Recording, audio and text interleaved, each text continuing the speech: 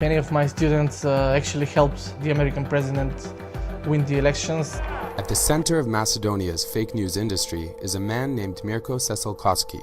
He calls himself an internet marketing consultant and Facebook strategist, though he's been referred to as a clickbait coach. He says he's taught over 1,000 young people here how to make content for an American audience.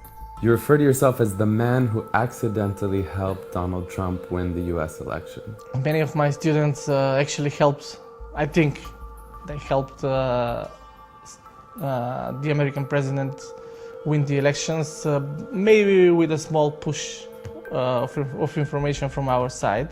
Mirko started making money on the internet in the early 2000s by writing stories about yachts and muscle cars.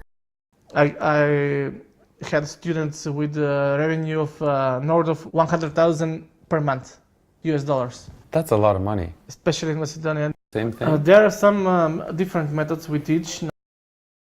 Можете да ни сконтактирате на следниот телефонски број 070-303-831 или на имейл contact@mirkoceselkovski.com.